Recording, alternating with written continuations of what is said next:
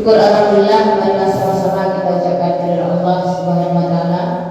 Pada hari ini kita masih diberikan kesempatan sehingga kita bisa melakukan aktivitas kita. Selawat beserta salam tidak lupanya kita hadiahkan untuk pucuk pimpinan kita Nabi Muhammad SAW yang sama-sama kita hormati Ibu Kepala Sekolah dan Bapak Ibu Majelis Guru SD Dr. Bakal. Pada pagi hari ini saya akan berbagi sedikit mengenai disiplin positif yang disebut dengan diskriminasi disiplin positif, pengimbasan dari disiplin positif. Ini merupakan salah satu modul yang kami pelajari di guru penggerak, dan ini kami diminta mengimbaskannya kepada guru-guru yang ada di sekolah kita masing-masing.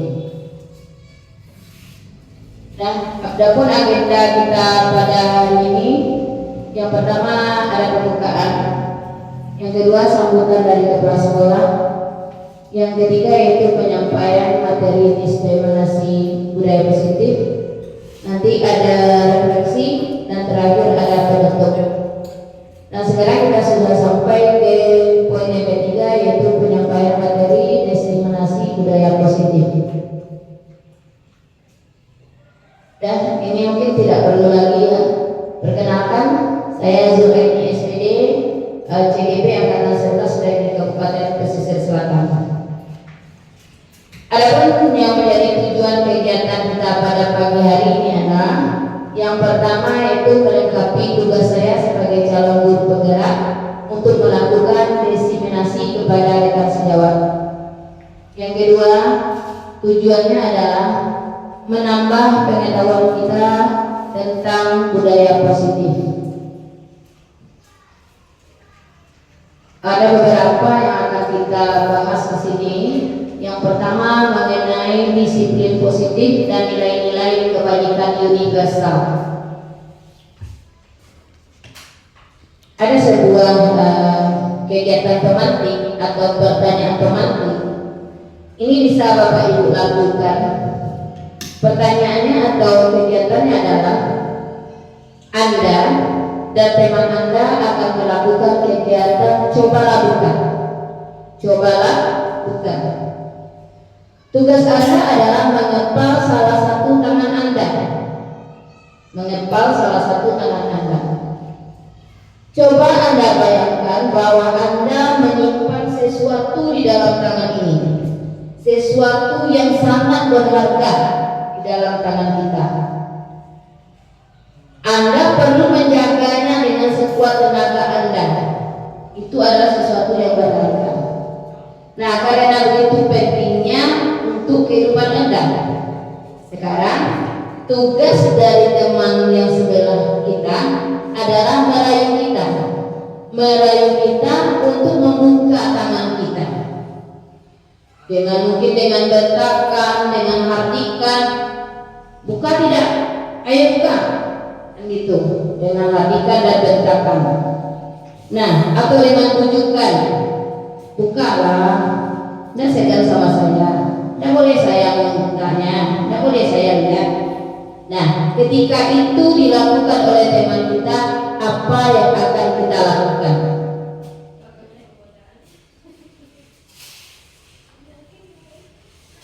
Kira-kira jawablah pertanyaan berikut ini. Kira-kira apakah Anda akan membuka kepala tangan Anda dengan bujukan atau godaan atau paksaan dari teman Anda? Ya, coba Bu Indah. Tergantung, kalau bujukannya menguntungkan buka, tapi kalau buka enggak. Ya, mantap ya. Jadi tergantung ya, kalau bujukannya bisa merayu, bisa mempengaruhi kita, akan dibuka. Senilai dengan apa yang dipegang. Bagus, mantap. Selanjutnya, pertanyaan yang kedua. Ataukah Anda akan bertahan dan menolak membuka kepala tangan Anda sampai sekuat tenaga Anda, dan mengapa? Ada enggak yang memilih opsi yang kedua? Coba Bu Ira milih opsi yang mana? Kira-kira yang nomor 1 apa yang nomor 2? Nomor 1. Pak Rusmandi? Nomor 2. Nomor 2. Mengapa? Mengapa Bapak tidak mau membukanya? Bapak mempertahankannya sekuat tenaga Bapak. Apa alasannya?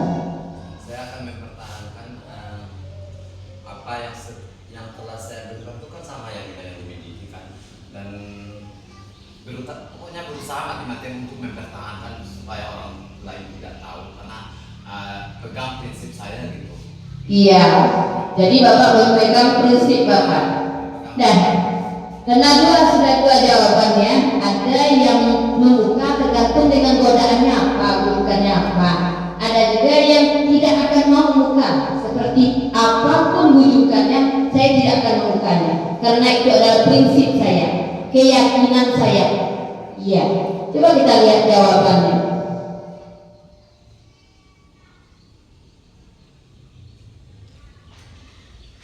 Perubahan paradigma teori kontrol yang disampaikan oleh Dr. William Glaser dalam kontrol teori untuk meluruskan beberapa miskonsepsi, kesalahtafsiran tentang kontrol. Yang pertama, ada ilusi guru mengontrol murid. Guru mengontrol murid. Sekarang di dalam ilusi kita selalu terpikir bahwa guru ini bisa mengontrol murid. Iya, itu sebenarnya miskonsepsi. Bila kita ingin membuat kemajuan perlahan, sedikit-sedikit ubahlah sikap atau perilaku kita. Namun bila kita ingin memperbaiki cara-cara utama kita, maka kita perlu mengubah kerangka acuan kita. Ubahlah bagaimana Anda melihat dunia, bagaimana Anda berpikir tentang manusia. Ubahlah paradigma Anda, cara berpikir Anda. Skema perubahan dan penjelasan aspek-aspek tertentu tentang realitas atau kenyataan. Ini kita mau merubah paradigma kita tadi yang miskonsepsi tadi. Perubahan paradigma dari stimulus respon menjadi teori kontrol. Bisakah kita mengontrol seseorang? Pada stimulus respon ada realitas, bahwa pada stimulus respon bahwa realita itu kebutuhan kita itu sama semuanya, tapi sebenarnya kebutuhan kita itu berbeda, tidak sama kebutuhan kita, berbeda. Saya dengan Pak Rusmandi tentu beda kebutuhannya, tidak sama. Anak yang satu dengan anak yang lain tentu berbeda kebutuhannya. Tapi kadang kita memandang bahwa kebutuhan kita itu sama. Nah, selanjutnya yang kedua, semua orang melihat hal yang sama. Setiap orang memiliki gambaran yang berbeda kalau menurut teori kontrol. Kita beranggapan selama ini semua orang itu melihat hal yang sama. Sebenarnya setiap orang memiliki gambaran yang berbeda. Kita memandang sesuatu, misalnya kita memandang sebuah gambar wanita cantik misalnya ya, itu antara Ibu Has dengan Pak Fadli tentu akan berbeda cara memandangnya, penafsirannya akan berbeda. Kata Bu Has mungkin ini gambar wanita cantik yang gini begini, kalau Pak Fadli tentu beda pula ya. Nah itu, jadi dalam memandang sesuatu itu berbeda. Nah, selanjutnya perilaku buruk dilihat sebagai suatu kesalahan. Sebenarnya perilaku buruk itu kalau menurut teori kontrol, semua perilaku itu memiliki tujuan. Ketika anak kita tadi misalnya dia meriput di dalam kelas, pasti dia punya tujuan tertentu. Ada tujuannya mereka meliput. Bukan kalau kita tanya pasti ada tujuan. Memang Kenapa kamu meribut? Ada alasannya. Mengapa dia meribut? Mungkin dia tidak senang dengan pembelajaran yang kita lakukan. Mungkin dia tadi tidak bisa, belum sarapan, belum apa. Itu ada tujuannya. Mengapa dia meribut? Mungkin dia mau cari perhatian kita. Bisa jadi kan? Mereka mau cari perhatian. Nah, selanjutnya orang lain bisa mengontrol saya. Itu menurut stimulus respon. Sebenarnya kalau menurut teori kontrol, hanya Anda yang bisa mengontrol diri Anda. Itulah tadinya kepalang tangan tadi. Jadi di sana letaknya bahwa kita tidak bisa dikontrol oleh orang lain. Hanya diri kita sendiri yang bisa mengontrol kita. Mau kemana? Mau apa? Mau saya buka? Mau tidak? Itu diri kita yang mengontrol. Nah, selanjutnya pemaksaan ada pada saat rujukan gagal. Itu kalau di stimulus. Sebenarnya kolaborasi dan konsensus menciptakan pilihan baru. Yang terakhir, kalau di stimulus respon, model berpikirnya menang kalah. Ini kalau kita puas berarti kita menang, orang lain kalah. Kita beranggapan semuanya kita harus menang, orang lain kalah. Itu di stimulus respon. Tapi sebenarnya di teori kontrol, model berpikirnya menang-menang. Keduanya menang, tidak ada yang salah. Nah, itu mengenai teori kontrol. Nah, ini upaya kita untuk membangun budaya positif. Bagaimana kita membangun budaya positif di sekolah? Untuk membangun budaya positif, sekolah perlu menyediakan lingkungan yang positif, lingkungan yang aman dan nyaman, agar murid-murid mampu berpikir, bertindak dan menciptakan dengan merdeka, mandiri dan bertanggung jawab. Salah satu strategi yang perlu ditinjau ulang adalah bentuk disiplin yang dijalankan selama ini di sekolah.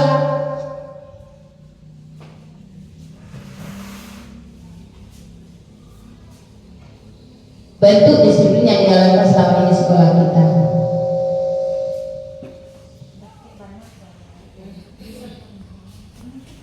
Disiplin, itu kita harus tahu dulu apa makna dari disiplin itu. makna dari kata disiplin. Disiplin ini berasal dari bahasa Latin yaitu disciplina, yang artinya belajar. Disiplin itu artinya belajar. Disiplin diri membuat orang mengendalikan potensinya menuju sebuah tujuan, apa yang dia hargai. Namun dalam budaya kita, makna kata disiplin ini sudah berubah. Apa? Kemana berubahnya? Menjadi sesuatu yang dilakukan seseorang pada orang lain untuk mendapatkan kepatuhan. Dengan disiplin, dia akan patuh. Itu maksudnya. Kecenderungan umum adalah menggabungkan kata disiplin dengan ketidaknyamanan. Dengan disiplin dia mendapatkan disiplin, ada sebagian yang merasa tidak nyaman dengan apa yang dilakukannya itu. Nah, bukan dengan apa yang kita hargai atau pencapaian suatu tujuan yang sangat mulia. Itu mengenai disiplin. Ini ada sebuah video inspiratif yang dapat kita tonton mengenai disiplin positif.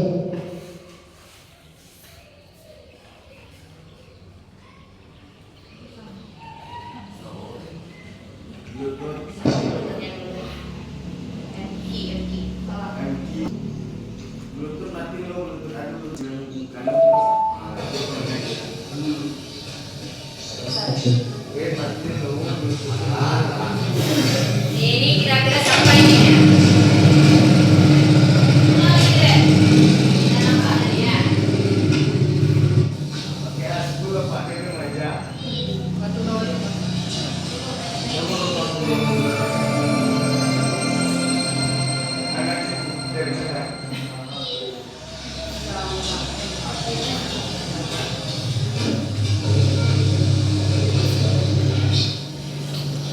Gajinya ya, kalau bulan Desember.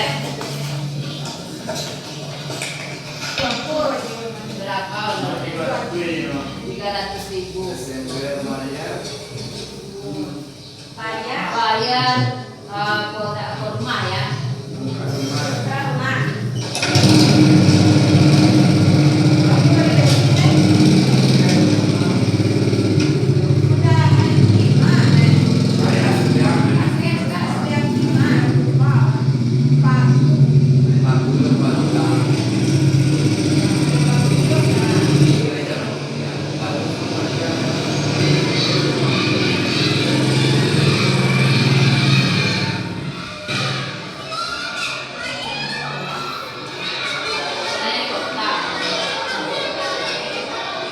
Selamat pagi, Pak Udin.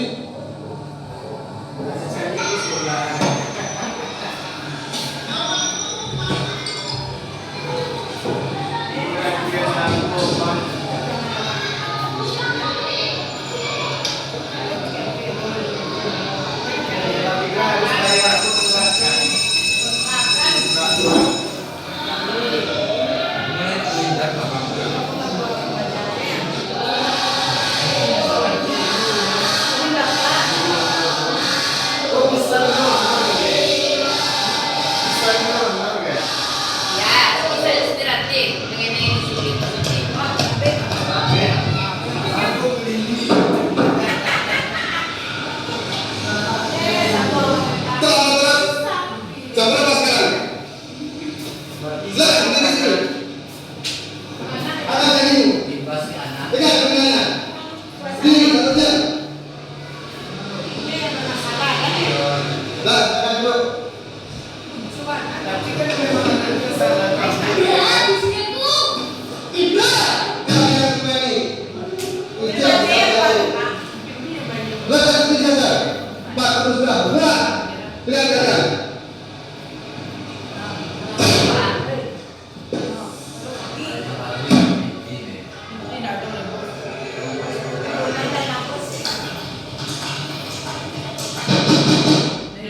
Masuk, monggo, silakan dulu. Terima kasih Pak. Ya. Ada apa? Kok tampaknya terlihat sedih sekali. Hari ini saya seperti kurang senang Pak, terbawa emosi sama anak-anak. Iya mungkin karena mungkin Pak Udin punya masalah hingga sampai emosi dengan anak. Saya hari ini banyak masalah, keuangan untuk tanggal 3 besok itu banyak kendaraan. Iya Pak Udin, kami sadar betul bagaimana kondisi Pak Udin sekarang. Mengingat Pak Udin masih juga di atas, kami tahu benar bagaimana kemampuan kami dalam memberikan penghargaan untuk Pak Udin. Dan itu sudah kami maksimalkan Pak Udin. Kami tidak bisa melebihkan dari rezeki itu. Hanya pesan saya, semoga Pak Udin bersabar. Lantas bagaimana Pak solusinya agar saya mengajar seorang anak tidak sering emosi? Gini Pak Udin, di dalam belakang itu ada papan kayu. Setiap kali Pak Udin merasa emosi, ingin meluapkan amarah, tapi karena berbuat salah, silakan Pak Udin tahan emosi itu. Pak Udin bisa ke belakang, ambil palu dan paku. Setiap Pak Udin marah, lampiaskan satu paku pada palu itu ke kayu. Baik Pak, terima kasih saran yang diberikan Bapak. Saya akan coba.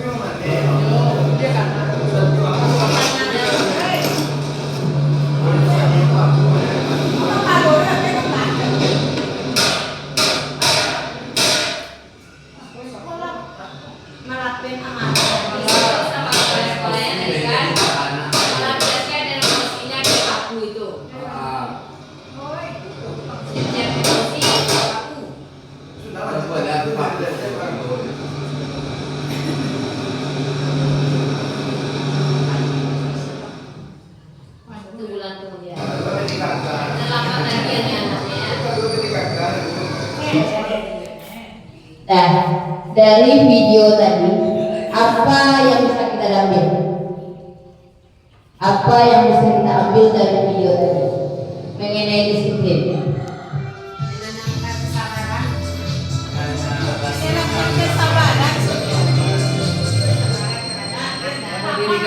Ari.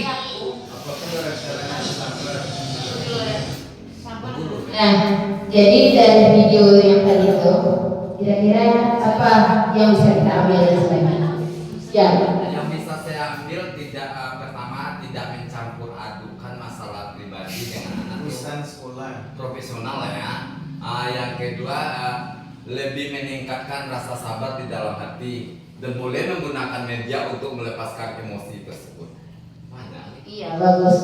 Nah, kalau kita hubungkan dengan posisi kontrol tadi, Harus bisa kita mengontrol emosi kita. Itu benar.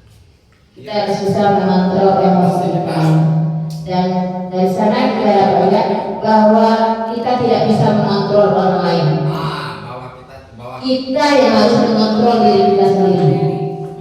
Jadi kontrol itu datangnya dari diri kita.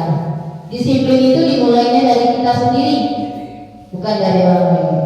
Jadi ketika tadi pakunya ditancapkan ke dinding, nanti akan berbekas. Seperti itu pula lah ketika kita mengucapkan kata-kata kasar atau perbuatan kasar kepada anak, dia akan tertanam di dalam diri anak selamanya. Nah, nanti akan timbul yang namanya dendam. Nah, lalu apa sih itu disiplin positif? Nah, disiplin positif itu adalah salah satu cara penerapan disiplin yang bertujuan untuk menumbuhkan kecerdasan serta memberdayakan peserta didik tanpa imbalan, tanpa harus ada penghargaan, tanpa harus ada hukuman, ancaman dan hukuman, tanpa diancam, tanpa dihukum, tanpa diberi reward. Anak itu sudah bisa melakukannya sendiri, sudah disiplin sendiri.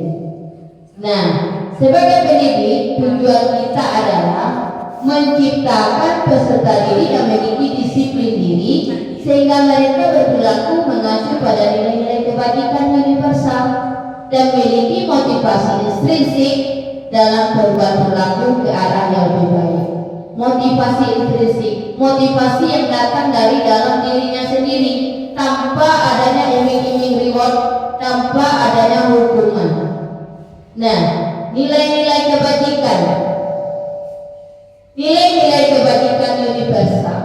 Apa itu nilai-nilai kebajikan universal? Adalah sifat-sifat positif manusia yang merupakan tujuan mulia yang ingin dicapai setiap individu. Semua orang ingin mencapai itu. Lalu nilai-nilai tersebut bersifat universal, maksudnya berlaku dimanapun berlaku. Contohnya saling menghormati di tempat kita berlaku, di negara lain berlaku tidak? Berlaku. Contohnya bertanggung jawab di negara kita berlaku tidak? Berlaku. Di negara lain juga berlaku. Contoh lainnya disiplin. Di negara lain juga menerapkan disiplin, di negara kita juga menerapkan disiplin. Jadi yang nilai-nilai universal itu adalah nilai-nilai tersebut berlaku di semua lini, di lintas bahasa, di lintas suku, di lintas agama, dimanapun latar belakangnya nilai-nilai tersebut berlaku. Itu yang dinamakan dengan nilai-nilai universal. Nah, selanjutnya dengan mengaitkan nilai-nilai kebajikan yang diyakini oleh seseorang, maka motivasi intrinsiknya akan terbangun sehingga menggerakkan motivasi dari dalam untuk dapat mencapai tujuan mulia yang diinginkan. Ini menurut Diana Goten tahun 1998. Nah, adapun nilai-nilai kebajikan universal yang ingin kita capai, yang ingin dicapai oleh setiap anak Indonesia dikenal dengan profil pelajar Pancasila.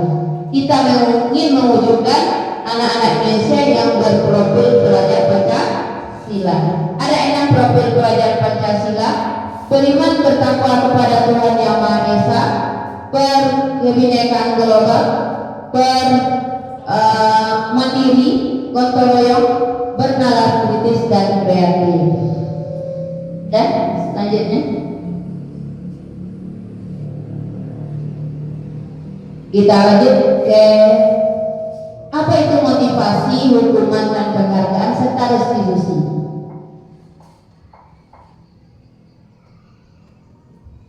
Ini ada beberapa pertanyaan, ini bisa dijawab nanti setuju apa tidak setuju.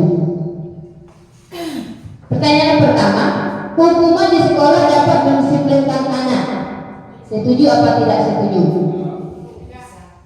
Tidak. Ada yang setuju, ada yang tidak. Yang setuju. Nah, yang kedua, pemberian hukuman dengan hal positif seperti membaca atau membersihkan halaman sekolah dapat meningkatkan disiplin anak. Setuju apa tidak setuju? Setuju. Nah, ketiga, memberi penghargaan dapat meningkatkan motivasi belajar anak. Setuju apa tidak setuju? Ada yang setuju, ada yang tidak. Nah, nanti kita lihat ya Bu ya. Yang keempat, membuat anak merasa bersalah memberikan dampak lebih ringan dibanding menghukum. Contohnya, dampak yang membuat rasa bersalah ini. Contohnya, kamu sekian kali ibu mengatakan kepada kamu tidak juga berubah-ubah. Ndak ibu kalian ibu, ndak ibu kalian ibu, berusaha mencari ibu, labi dan ibu, itu membuat rasa bersalah. Apakah membuat rasa bersalah ini berdampak lebih ringan dibanding menghukum? Setuju apa tidak setuju? Nah, itu kita lihat jawabannya. Nah, ini lanjut lagi ke penghargaan tadi. Katanya kita tadi kalau diberi penghargaan, anak akan lebih semangat untuk belajar.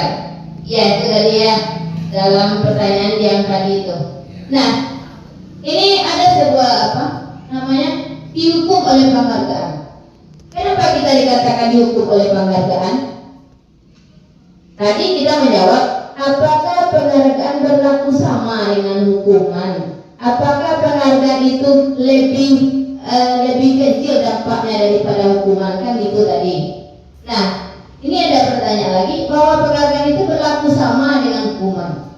Dalam arti meminta atau membujuk seseorang, jadi menghukum itu sama dengan memberi penghargaan, sama nilainya, tidak jauh, tidak berbeda, sama sebenarnya. Kalau tadi kita mana yang lebih ringan membuat rasa bersalah atau penghargaan daripada hukuman? Jadi terjawab di sini, sebenarnya penghargaan itu sama nilainya dengan hukuman. Dengan arti meminta atau membujuk seseorang melakukan sesuatu untuk memenuhi suatu tujuan tertentu dari orang yang meminta atau membujuk, dorongannya masih bersifat eksternal dan akan ada faktor ketergantungan. Beberapa dampak dari pemberian penghargaan. Maksudnya apa? Ketika nanti anak ini tidak kita beri reward lagi, tidak ada kata itu awak bagi besoknya assalamualaikum. Siapa yang membuat tugasnya tepat waktu nanti akan dikasih buku, akan ibu kasih hadiah pena, atau di akhir pembelajaran nanti dikasih buku, itu ya. Nah, nanti anak ini akan ketergantungan atas itu. Ketika kita tidak sempat lagi, tidak bisa lagi mengasih dia buku penghargaan, maka dia tidak akan melakukannya lagi. Jadi masih bersifat hukuman, belum motivasi ekstrinsik, masih motivasi intrinsik, belum intrinsik. Ini masih dihukum oleh penghargaan. Nah, penghargaan menurunkan kualitas. Penghargaan yang kita berikan tadi dapat menurunkan kualitas karya seseorang. Apa maksudnya? Ketika hasil karya atau tulisan yang dibayar akan lebih jelek daripada hasil yang datang dari hati kita sendiri. Ketika kita mengharapkan bayaran, itu kita akan membuatnya tidak langsung dari dalam hati kita. Kita hanya terbayang bayarannya oleh kita. Bisa saja nanti kita copy paste saja dari sini supaya dia bagus. Ya.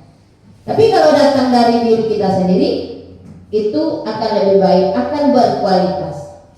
Selanjutnya, penghargaan akan memantikan kreativitas. Maksudnya, guru jika bekerja karena gaji akan tidak kreatif. Kalau awak memikirkan gaji saja, tidak akan kreatif. Sebanyak gaji itu karena itu, kalau kau bisa lakukan, alau deko, buat tuinya, dibuat tui. Wajar ke gajinya. Jadi tidak ada kreativitas, mematikan kreativitas. Nah, penghargaan juga mengurangi motivasi intrinsik. Nah, itu yang tadi yang saya katakan, bahwa ketika tidak ada lagi nanti kita diberi hadiah, itu kita tidak akan melakukannya lagi. Anak yang biasa diberi hadiah tidak akan melakukan sesuatu tanpa hadiah, karena dia sudah terbiasa dengan hadiah. Ketika dia hadiah, dia baru melakukan. Tapi ketika tidak ada hadiah lagi, dia tidak mau melakukannya. Itu maksudnya. Jadi masih motivasi ekstrinsik. Nah, selanjutnya ini pengembangan dari yang tadi ya. Pengaruh jangka pendek dan jangka panjang. Yang mengumpulkan tugas hari pertama nilainya di atas 10 dapat 100. Jadi dia akan berpengaruh jangka panjang. Jadi dia masih motivasi ekstrinsiknya. Nanti kalau terlambat saya mengumpulkan tugas, tentu nilai saya tidak jadi 100. Nah, itu motivasi. Nah, selanjutnya, penghargaan itu bersifat menghukum. Yang ranking 1 diberi penghargaan, yang lainnya terkena dampaknya, dihukum. Menghukum orang ranking 1 diberi hadiah, yang lainnya tidak diberi hadiah. Jadi nanti akan bersifat menghukum. Jadi penghargaan yang kita berikan tadi akan menjadi kecemburuan sosial dari teman-temannya. Nah, nanti bisa saja nanti begini, ibu ranking 1 ibu agi hadiah. Ranking 1 tuh tidak pandai ikut ibu tidak pandai yang menari ibu. Kok pandai menerima? Kok itu seharusnya kok dapat loh, misalnya kan? Nah, itu bersifat menghukum. Penghargaan itu tidak efektif. Jika berhenti memberi penghargaan, dia tidak akan melakukannya lagi. Selanjutnya, penghargaan akan dapat merusak hubungan. Di kelas akan timbul kecemasan, kecemburuan dengan anak-anak yang selalu ranking 1. Akan terjadi kecemburuan sosial terhadap anak-anak yang ranking 1. Contohnya saja, anak-anak yang ranking 1 mungkin agak disayang oleh gurunya. Ketika dia salah, biarkan sajalah. Nah, tapi ketika anak-anak itu dia di bawah nilainya, kita berusaha menghardinya. Kamu ini, kamu bodoh, kamu ini, itu menjadi menimbulkan rasa kecemasan atau kecemburuan sosial dari anak. Kamu iyalah, kamu ranking 1, tentu kamu selalu disayang ibu. Kami apalah, kami cuma ranking 1 dari belakang, tidak akan dilihat oleh ibu, tidak akan diperhatikan oleh guru. Katanya itu mengenai penghargaan sebagai penghukum. Ini masih dihukum oleh penghargaan, pengaruh jangka pendek dan jangka panjang. Bedakan, ada 3 kata, ada hukuman, ada konsekuensi, ada restitusi. Mana yang hukuman? Hukuman itu sifatnya tidak terencana atau tiba-tiba, tidak ada rencana, tidak ada dibuat. Contohnya anak terlambat datang ke sekolah, pilih sampah nanti ya, kan ada rencana, tidak ada tertulis itu. Tidak ada tertulis dalam aturan kita. Jadi itu bersifat hukuman. Nah, sifatnya satu arah, datangnya hanya dari kita saja, tidak ada kesepakatan. Selanjutnya, hukuman ini bisa berupa hukuman fisik dan bisa hukuman psikis. Kalau fisik tentu yang berdampak kepada fisiknya, kalau psikis itu kepada mentalnya. Lalu apa bedanya dengan konsekuensi? Kalau konsekuensi itu terencana, telah disepakati sesuai sudah. Contohnya kita ada aturan di sekolah pada hari Senin harus memakai pakaian lengkap. Itu adalah konsekuensi. Ketika mereka melanggar tentu ada hukuman, ada konsekuensinya. Ada konsekuensi, bukan hukuman lagi namanya, tapi konsekuensi. Nah, selanjutnya murid tetap dibuat tidak nyaman. Konsekuensi ini masih membuat murid tidak nyaman. Contohnya tadi, ketika anak ini tidak membuat PR, kan kita suruh ada kita yang menyuruh anak ini duduk di depan membuatnya. Itu juga memberikan ketidaknyamanan kepada anak. Masih tidak nyamanan. Selanjutnya, sikap guru selalu memonitor anak, jadi menjadi pemonitor saja, melihat saja. Kamu tidak membuat PR, apa yang seharusnya kamu lakukan ini? Duduk di depan, Bu. Ya. Kamu tidak pakai peci. Kalau aturan di sekolah kita bagaimana? Dia siapkan tampeknya, Bu. Itu yang konsekuensi. Jadi guru itu masih selalu menjadi monitor. Lalu apa yang lebih baik? Yang terbaiknya apa? Restitusi. Nah, apa itu restitusi? Proses menciptakan kondisi bagi murid untuk memperbaiki kesalahannya. Jadi murid ini ketika dia tidak buat PR, kita panggil dia. Kenapa kamu tidak buat PR? Ini alasannya. Lalu bagaimana cara kamu memperbaikinya? Saya nanti, Bu, saya tidak akan keluar main, saya akan mengerjakan PR saya di dalam kelas. Itu namanya kita sudah berrestitusi. Selanjutnya, proses kolaborasi yang mengajarkan murid untuk mencari solusi sendiri. Jadi kita berbicara dengan murid, murid itu bisa mencari solusi dari apa yang dia lakukan yang datang dari dirinya sendiri. Next, ice breaking, kebalikan. Nah, ini kita mau ice breaking. Ice breakingnya panjang pendek, tapi kebalikan. Pendek panjang. Kebalikan ya. Kebalikan. Pendek, oh dia panjang. Panjang, oh dia pendek. Jadi kebalikan. Siap. Kebalikan. Menguji konsentrasi kita ya.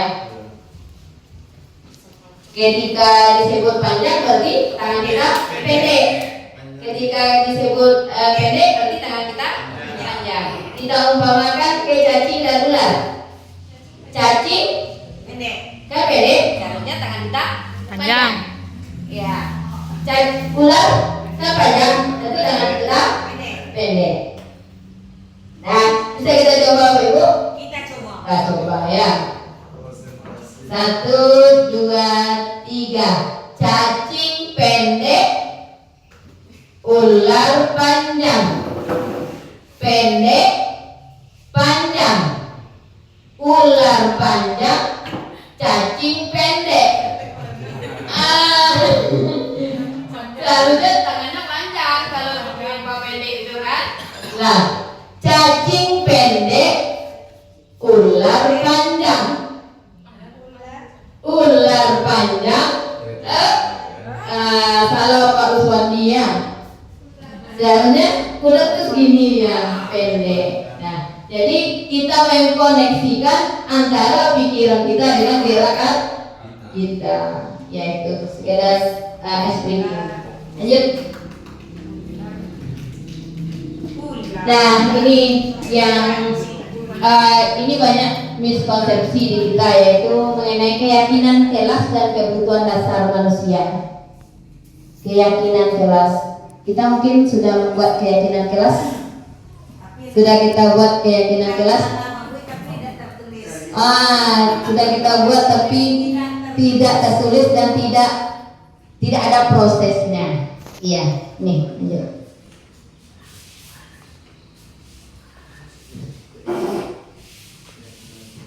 Keyakinan kelas. Mengapa tidak peraturan saja? Mengapa harus keyakinan kelas? Kembali kita ke tadi.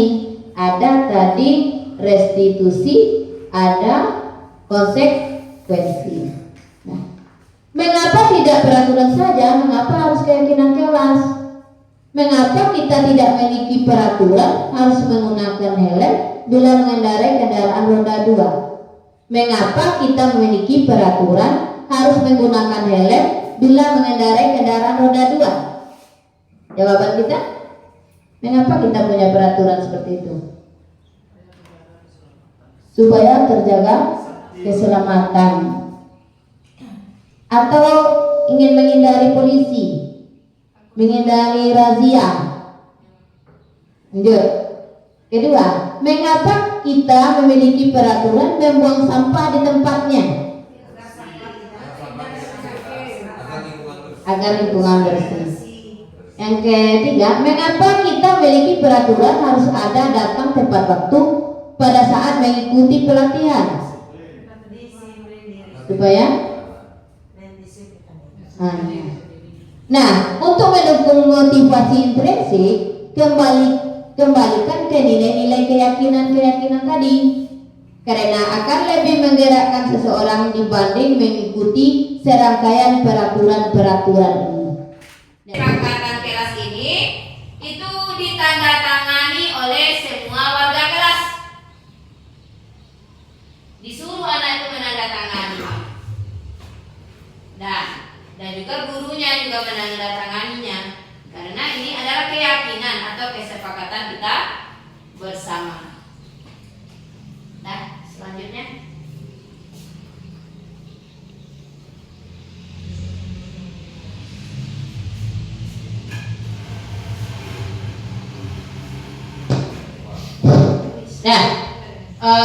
selanjutnya dari peraturan kelas tadi akan berkembang menjadi keyakinan kelas. Keyakinan kelas akan menghasilkan lingkungan positif. Dengan adanya lingkungan positif akan terbentuklah budaya positif. Nah, ini beda peraturan dengan keyakinan kelas. Nah, contohnya selalu kembalikan buku ke tempatnya, itu adalah peraturan. Tapi tiba di keyakinan kelasnya itu lebih ke tanggung jawab. Dilarang mengganggu orang lain, itu keyakinan kelasnya menghormati orang lain. Hadir di sekolah 15 menit sebelum pembelajaran dimulai, dalam keyakinan kelasnya menghormati orang lain dan berkomitmen. Dilarang melakukan kekerasan, itu keyakinan kelasnya keselamatan, menghormati orang lain. Terus selanjutnya dilarang menggunakan narkoba, itu lebih nilai kebaikannya ke kesehatan. Bergantian atau menunggu giliran, itu menghormati orang lain. Gunakan masker, itu nilainya kesehatan dan keselamatan. Jangan berlari di kelas atau koridor, itu keselamatan dan keamanan. Baik. Nah, kita lanjut lagi ke kebutuhan dasar manusia. Kebutuhan dasar manusia adalah segala sesuatu yang kita lakukan untuk mendapatkan apa yang kita inginkan. Seluruh tindakan yang kita lakukan memiliki tujuan tertentu, dan semua usaha terbaik yang kita lakukan adalah dalam rangka agar kebutuhan dasar kita terpenuhi dengan baik.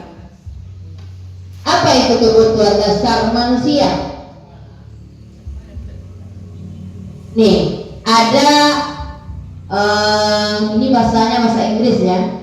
Ini kebutuhan dasar manusia. Yang pertama ada namanya belonging, rasa ingin dicintai, kasih sayang. Power, kekuatan. Freedom, kebebasan. Fun, kesenangan. Ini dia. Jadi kebutuhan dasar manusia itu ada 5. Yang pertama kebutuhan bertahan hidup. Kebutuhan bertahan hidup itu ada makanan, pakaian, tempat tinggal, keamanan dan kesehatan. Yang kedua ada kebutuhan akan kasih sayang dan rasa diterima. Rasa diterima, berbagi, bekerja sama, menjadi bagian dalam kelompok. Itu rasa diterima atau kasih sayang. Adalah kebutuhan selanjutnya adalah penguasaan. Itu lebih mempertahankan harga diri, keinginan untuk dianggap, memimpin berprestasi, diakui dan didengar. Nah, ini penguasaan. Penguasaan itu kita mempertahankan harga diri kita.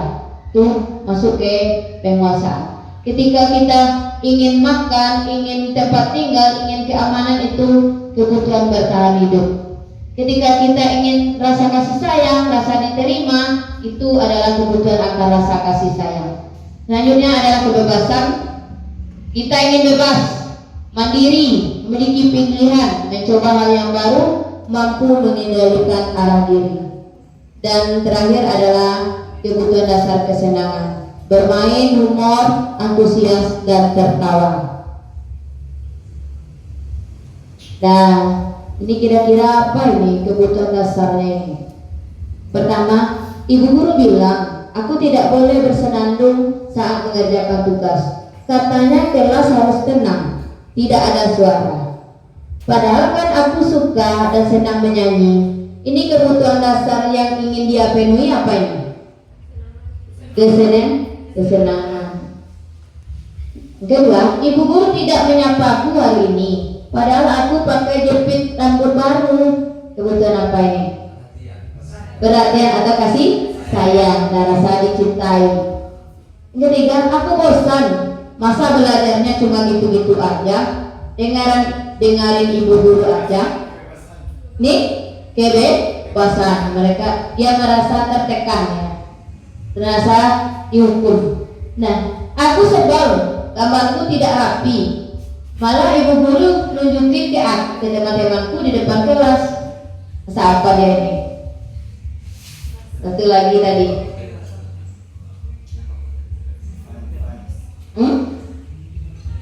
Rasa apa dia? Ya, ada kebebasan, ada bertahan hidup, penguasaan, lebih ke penguasaan, harga dirinya yang injak-injak.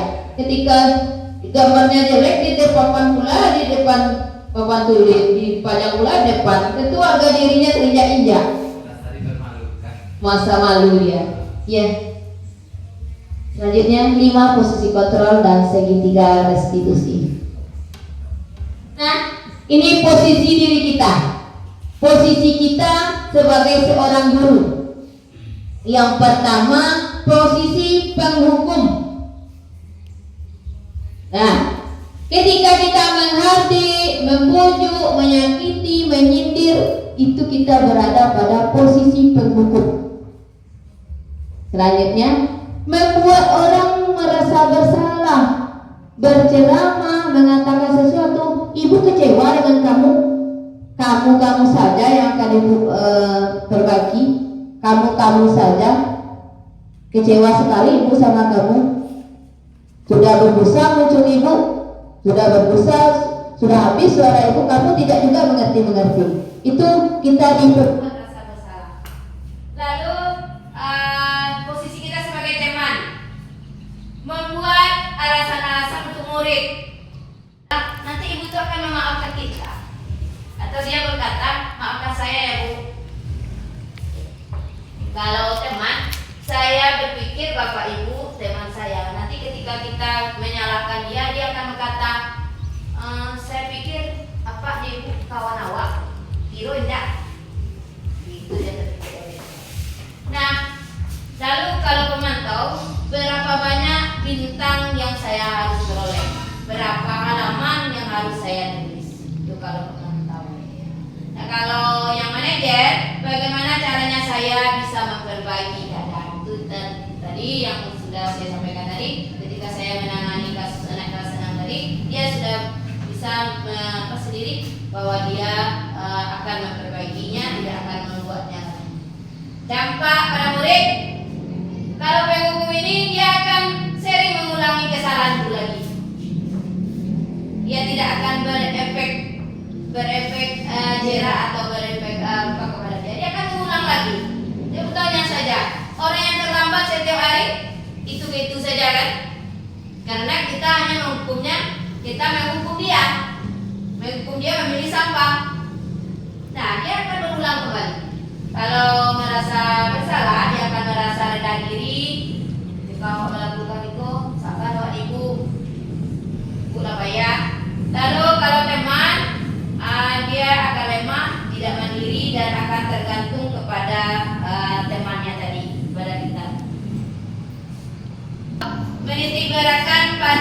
kasih atau hadiah dari dirinya. Dan yang terbaik adalah mengevaluasi diri, bagaimana cara memperbaiki diri. Tuh. Selanjutnya, ini ada pertanyaan, beberapa pertanyaan.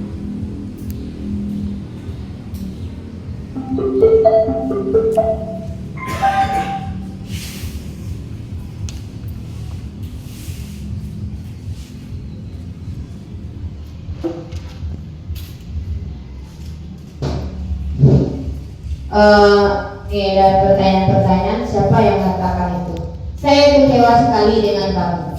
Siapa yang mengatakan ini? Sebagai penghukum atau pemberi rasa bersalah? Rasa bersalah. Kamu tidak pernah benar melakukannya. Kemana perginya ini? Pemantau, penghukum, penghukum, kemana perginya ini? Teman atau penghukum, pemantau ya, pemantau. Ayolah lakukan ini saya ya.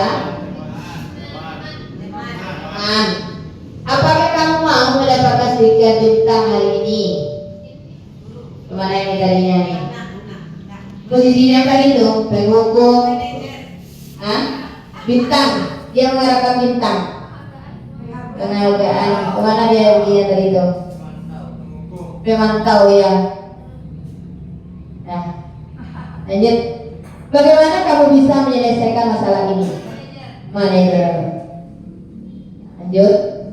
Kamu selalu yang paling terakhir. Pemantau itu paling terakhir. Soalnya kalau dia tahu terakhir, pasti dia dulu dia skor sudah awal terakhir. Pokoknya tahunya dulu yang terakhir. Pemantau apa ke penghukum? Selalu jadi yang terakhir. Sudah selalu. Berarti sudah berulang-ulang dia lakukan. Penghukum. Mengulangi kesalahan. Yang terakhir, kira-kira menurut Bapak Ibu, cerminkan diri kita, di mana posisi kita sekarang? Di sekolah di mana posisi kita? Menghukumkah, membuat orang lain merasa bersalahkah, sebagai temankah, pemantau atau manajer? Posisi kita sekarang kira-kira di mana? Oh, lebih banyak ya. Ada kadang-kadang di posisi penghukum, kadang-kadang sebagai pembuat rasa bersalah, kadang-kadang sebagai teman, kadang-kadang sebagai pemantau. Lengkap ya. Jadi yang dituntut loh aku gini. Yang ditutup Kita adalah sebagai manajer. Iya. Lanjut, kalau di rumah kira-kira posisi kita sebagai apa? Terhadap anak kita. Kalau yang sudah berumah tangga tentu ada ya. Sebagai apa kita? Apakah sebagai penghukum? Pemantau. Ya. Nah, lalu kita ingin tahu dulu apa itu restitusi. Restitusi adalah proses menciptakan kondisi bagi murid untuk memperbaiki kesalahan mereka sehingga mereka bisa kembali pada kelompok mereka dengan karakter yang lebih kuat. Itu adalah tujuan kita memposisikan diri kita sebagai manajer tadi. Tujuannya adalah nanti kita akan bisa menerapkan restitusi. Ciri-ciri restitusi bukan untuk menebus kesalahan, namun untuk belajar dari kesalahan. Selanjutnya memperbaiki hubungan, tawaran bukan paksaan. Restitusi menuntun untuk melihat ke dalam diri. Restitusi mencari kebutuhan dasar yang mendasari tindakan. Restitusi diri adalah cara yang paling baik. Restitusi fokus pada karakter bukan tindakan. Restitusi fokus pada solusi. Restitusi mengembalikan diri yang berbuat salah pada kelompoknya. Itu tujuan dari restitusi. Lanjut. Ini ada sebuah kasus ya. Membaca skrip tentang kasus Mario dan Adi dan menjawab pertanyaan-pertanyaannya. Mario dan Adi merupakan murid kelas 8 di SMP Tunas. Pada jam istirahat makan siang, saat semua anak lain bermain di luar kelas, mereka diajak bicara oleh guru wali kelas. mereka, Bapak Joko di ruang kelas. Dari 5 posisi kontrol, posisi mana yang dipraktekkan oleh Bapak Guru? Kembali lagi ke posisi kontrol tadi. Ini dia ya. Mario dan Adi merupakan murid kelas 8. Pada saat istirahat makan siang, saat semua anak lain bermain di luar kelas, mereka diajak bicara oleh guru wali kelas mereka, Bapak Joko. Seorang murid sering ketiduran di saat pembelajaran.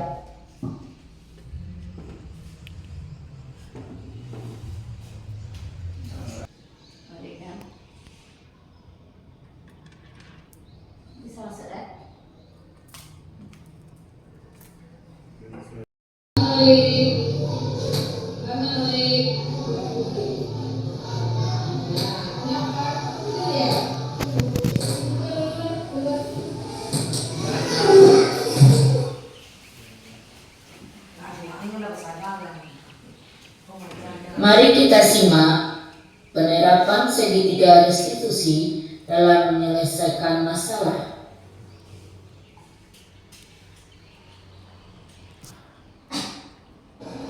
Selamat siang, Olip. Olip tahu tidak kenapa Olip tidak? Ibu tadi melihat Olip ketiduran saat jam pelajaran. Sekarang ini mau tanya, kenapa Olip ketiduran saat jam pelajaran? Emangnya Olip tidurnya jam berapa? Ini kita namanya pada tahap menstabilkan identitas.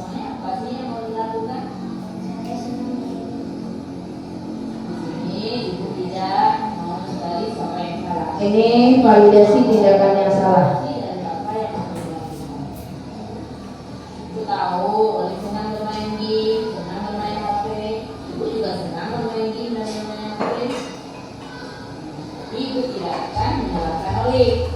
Nah, tapi Olip tahu tidak apa yang Olip lakukan adalah merugikan diri Olip sendiri. Ini menstabilkan identitas. Validasi tindakan yang salah. Ini sudah tahap menanyakan keyakinan. Jika Olip ketiduran di saat jam pelajaran, keyakinan kelas yang nomor berapa yang Olip mencari?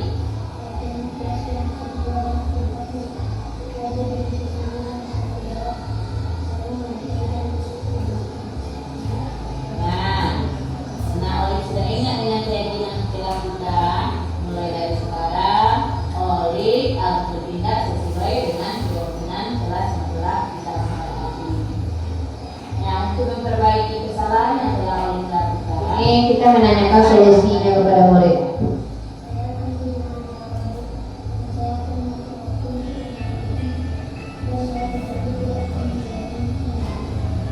Nah, karena Olip sudah menyadari kesalahan Olip, berharap Olip tidak lagi mengulangi. Dan sekarang Olip boleh masuk ke dalam kelas. Stabil identitasnya setelah dia dikembalikan lagi ke tempatnya. Jadi itulah gunanya kita membuat keyakinan kelas tadi. Mungkin sampai di sini penyampaian kita saya mengenai budaya positif. Dan sebelum kita tutup, kita mau lakukan refleksi terlebih dahulu. Kira-kira siapa yang bisa memberikan refleksi dari acara yang kita pada pagi hari ini? Apa yang kita dapat dari apa yang saya lakukan tadi? Coba, Bu Indah bisa? Benar. Kira-kira apa refleksinya Bu Indah? Apa yang sudah kita pelajari? Oke, ini. Yang saya dapatkan dari kegiatan kita hari ini, yang pertama, kalau dalam menerapkan, kita sebagai seorang guru sudah harus menerapkan hukuman kepada murid kita, tapi kita bisa menerapkan posisi manajer untuk menciptakan kelas, untuk menciptakan kondisi belajar yang efektif, menemukan kesadaran dari diri anak sendiri. Menemukan budaya positif. Iya, itu mungkin acara kita pada siang hari ini. Tadi mohon maaf atas segala kesalahan. Tadi saya mulai dengan salam, sekarang saya tutup dengan membacakan wassalamualaikum warahmatullahi wabarakatuh.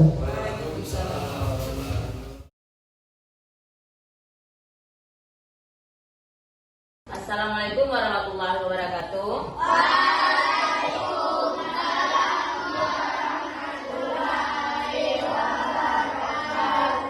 Selamat pagi.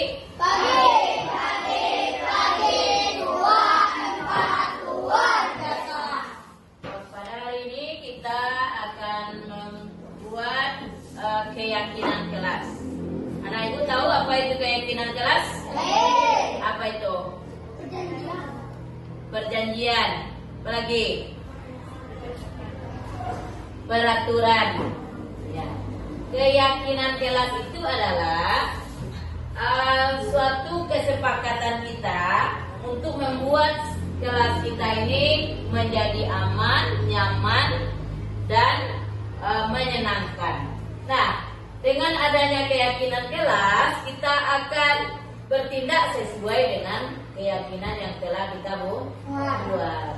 Keyakinan kelas itu hampir sama dengan peraturan kelas, tapi ada sedikit perbedaannya dari peraturan kelas.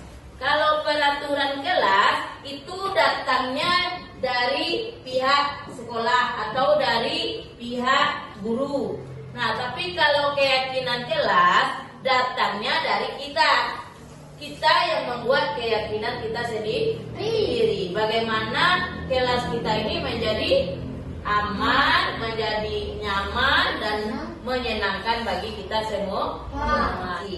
Nah, itu sebelum kita lanjutkan, ibu maunya sekarang sebelum kita mencapai kesepakatan untuk membuat keyakinan kelas, dari keyakinan kelas nanti kita akan jadikan sebuah kesepakatan. Kesepakatan itu akan kita sepakati bersama.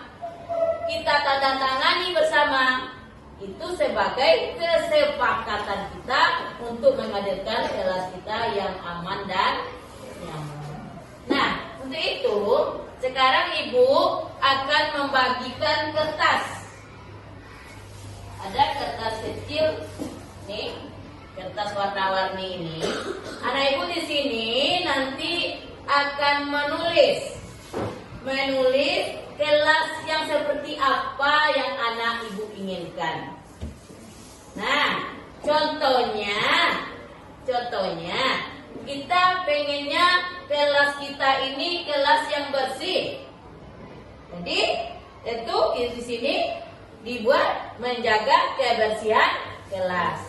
Kita inginnya kelas kita ini kelas yang aman. Maka sini kita buat apa? Menjaga keamanan kelas. Di dalam kelas kita ini saling menghargai dan menghormati. Maka kita buat di sini saling menghargai dan menghormati. Nah, ada lagi contohnya. Ada anak ibu nanti akan membuat, saya maunya bu di kelas ini tidak ada yang mencontek saat ulangan. Kan ada seperti itu tuh. Nah, kata-kata tidak boleh mencontek itu sifatnya bernilai negatif. Kita jadikan dia kalimat yang bernilai positif. Tidak boleh mencontek, kata kita kan, saat ulangan. Lalu bagaimana menjadikannya kalimat positif? Mencontek itu keyakinannya atau nilai-nilai universalnya kemana perginya? Nilai-nilai kebajikannya. Kalau kita mencontek berarti kita tidak jujur. Jadi nanti kalian buat di sana bukan tidak boleh mencontek, tapi selalu bersikap jujur. Bisa paham dengan apa yang akan kita buat? Nah, ada pertanyaan? Nah, nanti kalian buat di sini. Satu orang akan ibu bagikan satu kertas. Kalian tulis di sini kelas impian yang seperti apa yang kalian inginkan. Nah, nanti kertas ini setelah kalian tulis di sini akan kita tempel ke papan tulis. Jadi menulisnya di bagian depannya, jangan yang di dekat yang ada lemnya. Ya, silakan.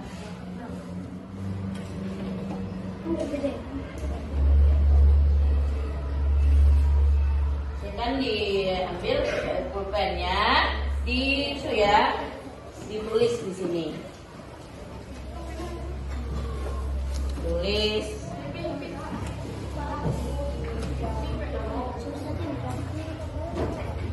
Tulisannya jelas ya.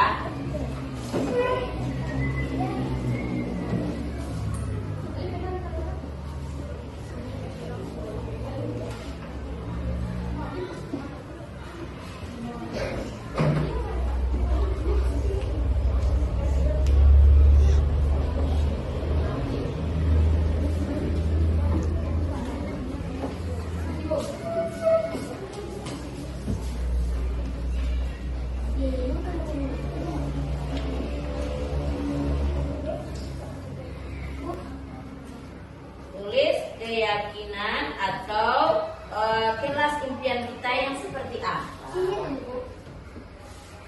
Ya, satu saja ya.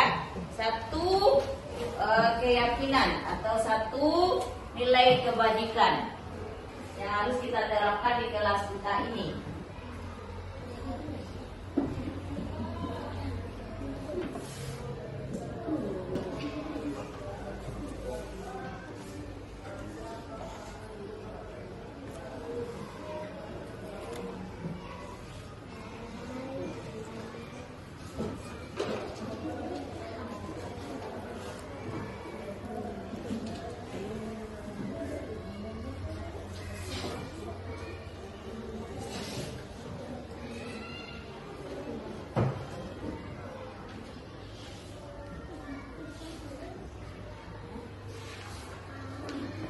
Sudah selesai?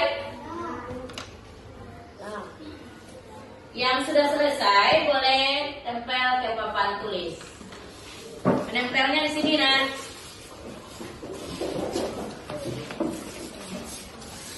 Gantian.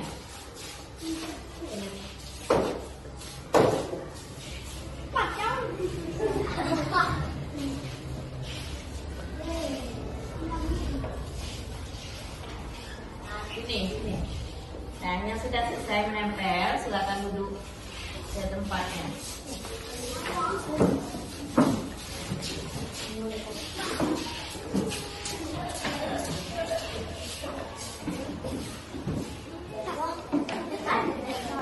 Ya, yang sudah selesai boleh duduk di tempatnya.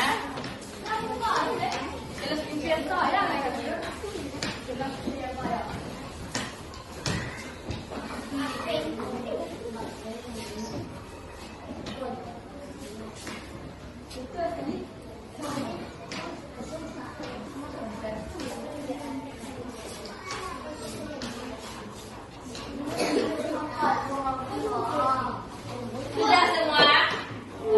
Ya. Ya, duduk dulu ya. Nah, kita sudah dapat ini ya,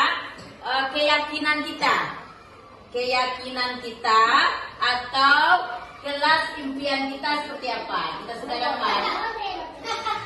Jatuh ya.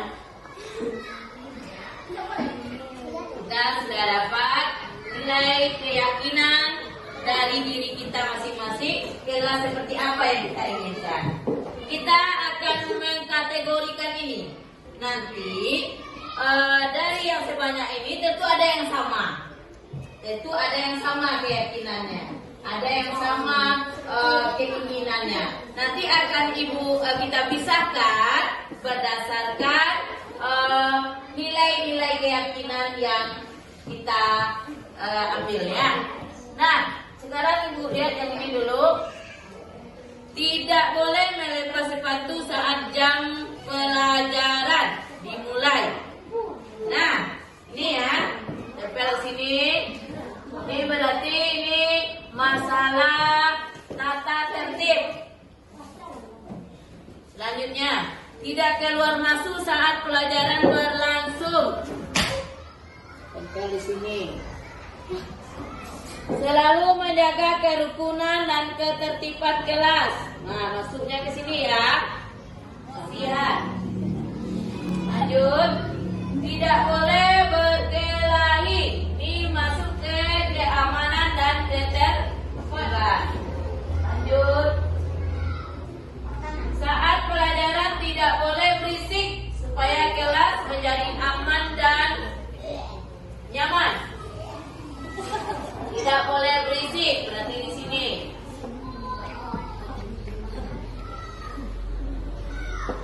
Selanjutnya, menjadi kelas yang aman dan nyaman. Juga masih masalah keamanan. Lanjut, harus bersikap jujur kepada orang lain. Berjujur. Lanjut, saling menghormati satu sama lain dan saling menghargai. Sini. Lanjut, kelas impian saya menjaga keamanan kelas, menjaga kebersihan kelas. Kebersihan. Ya, semuanya kebersihan. Selanjutnya, saya mau kelas ini saling menghormati. Di sini lagi.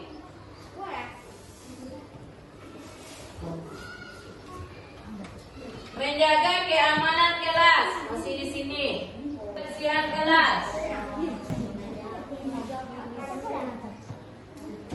Tidak boleh mencontek, harus jujur. Nih, kejujuran. Selanjutnya, saya mau kelas bersih dan setiap hari. Kebersihan. Saling menghargai dan saling menghormati. Ini lagi, ini yang ini ya, banyak ya. Selanjutnya, menjaga kebersihan kelas. Ini lagi. Selanjutnya, tidak boleh bertengkar saat berada di dalam kelas. Berarti masuk kerukunan juga atau saling menghormati. Selanjutnya, menjaga kebersihan kelas. Lanjut, saling menghormati dan saling menyayangi satu sama lain. Harapan ini kita sudah peroleh 4 kelompok ya, 4 kelompok tentang keyakinan dari anak-anak ibu. Jadi di sini kalau ibu lihat masih ada kata-kata yang kalimatnya yang bernilai negatif. Kita akan jadikan dia bernilai positif. Nah, yang pertama yaitu masalah tidak boleh melepas sepatu saat jam pelajaran. Ini kemana perginya ini? Disiplin. Disiplin. Jadi yang pertama yaitu nilai disiplin. Nah, ini disiplin. Kita taruh di sini. Jadi kesepakatan yang pertama yaitu masalah disiplin. Selanjutnya, ini kalau ibu lihat di sini, ini kebanyakan ini membuat masalah saling menghormati dan menghargai. Saling menghormati dan menghargai. Ketika anak ibu membuat dilarang berkelahi, itu bernilai negatif. Karena ada kata dilarang. Jadikan dia positif, maka jatuhnya kemana? Saling menghormati dan menghargai dan juga menjaga kerukunan. Jadi masuk dia ke saling menghormati dan menghargai. Hargai sesama anggota kelas atau warga kelas. Nah, kita ambil satu. Menjadikan kelas aman dan nyaman, tidak boleh berkelahi. Nah, saling menghargai dan menghormati. Nah, ini dia ya. Saling menghargai dan menghormati. Yang ketiga, kalau kita lihat di sini, ini semuanya masuk ke masalah kebersihan. Nah, apa keyakinannya? Menjaga kebersihan kelas. Nah, apa kata-katanya yang lebih spesifik menjaga kebersihan kelas itu?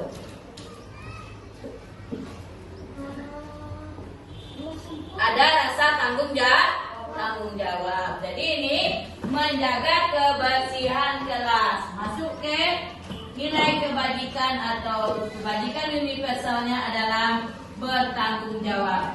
Menjaga kebersihan kelas. Nah, yang terakhir ini di sini ada harus bersikap jujur kepada orang lain, lalu tidak boleh mencontek dan harus jujur. Jadi ini adalah lebih ke nilai kebajikan, kejujuran. Bersikap jujur.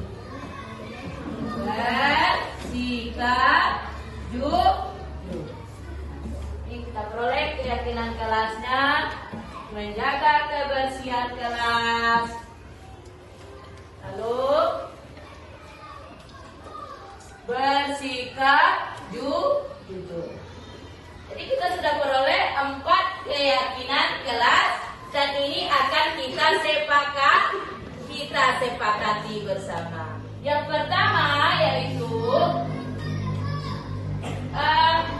saling melakukan disiplin, lalu bertindak disiplin, bersikap disiplin, baik disiplin dalam berpakaian, disiplin dalam dalam datang atau masuk kelas, disiplin dalam membuat tugas, itu disiplin. Nah, selanjutnya yang kembali dan menghargai. Yang ketiga, menjaga kebersihan kelas. Yang keempat, bersikap jujur. Dari sekian 4 ini, ada nggak lagi yang akan kita tambah? Apa?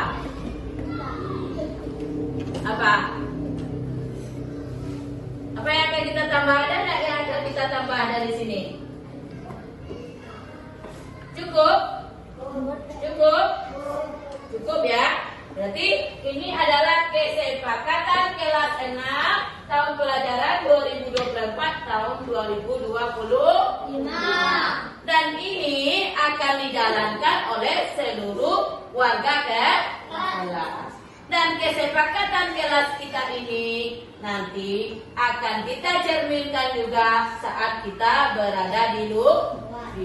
Tidak hanya di dalam kelas kita, tapi juga di luar kelas. Supaya kelas kita ini terlihat aman, bersih, nyaman, dan menyenangkan. Nah, tanda tangani kesepakatan yang telah kita buat. Anak ibu akan bergantian ke depan menandatangani kesepakatan kelas kita.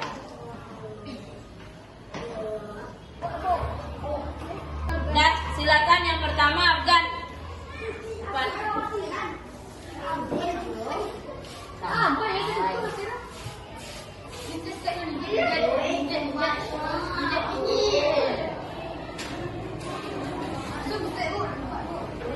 Ya, selanjutnya Ahmad Jeffrey.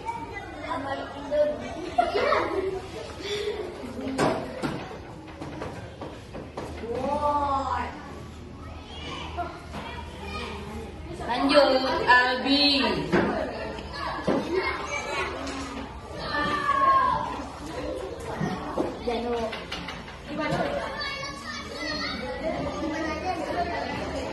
Lanjut Alif.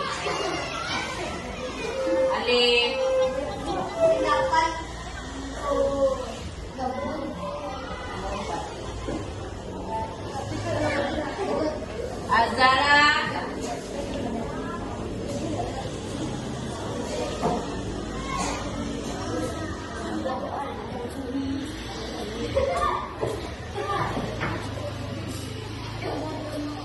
Ya, nomor 5.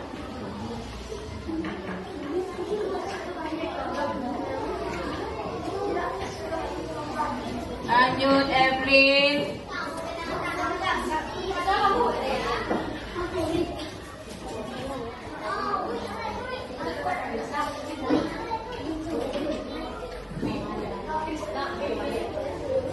Giandra.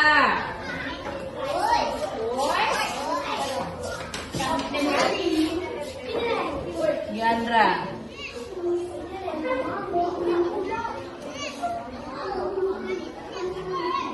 Hairunisa.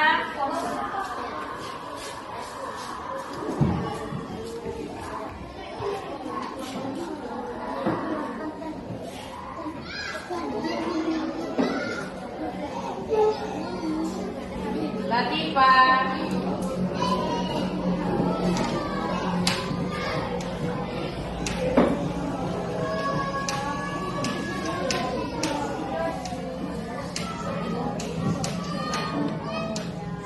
Laura.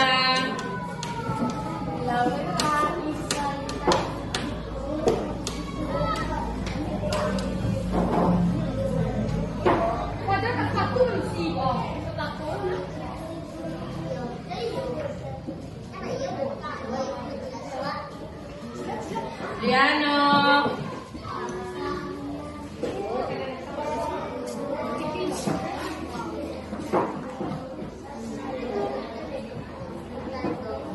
Gibran.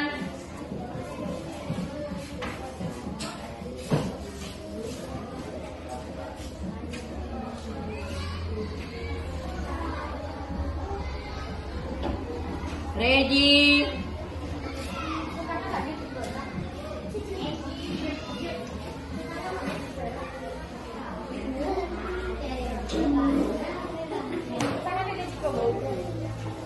Patan.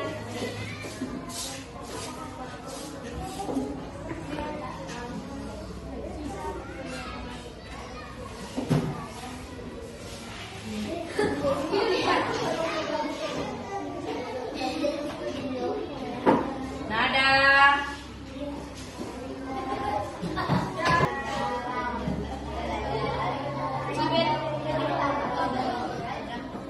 Nadira.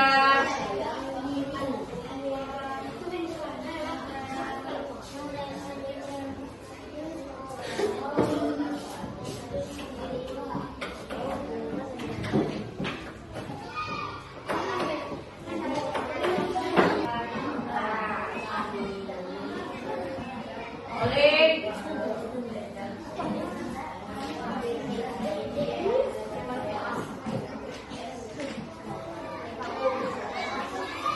Rizkyananda.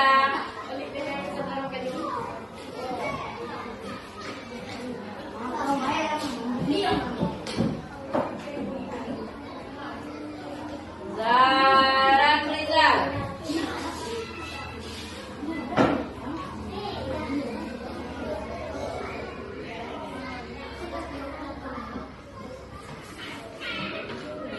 Zara Abdillah.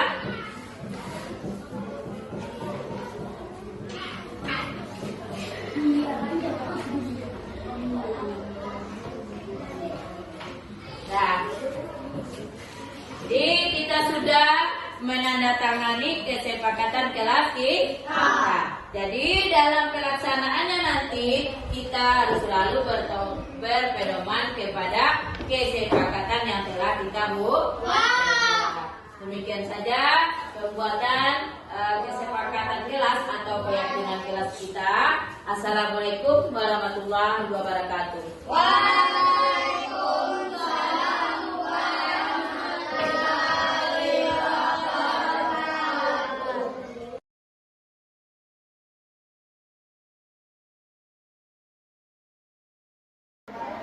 Perkenalkan, nama saya Oli Kirsandi. Saya sangat senang membuat keyakinan kelas.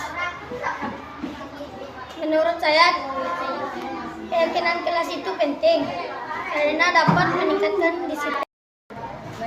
Perkenalkan, nama saya Albi Alifi Ramadan. Saya merasa senang saat membuat keyakinan kelas.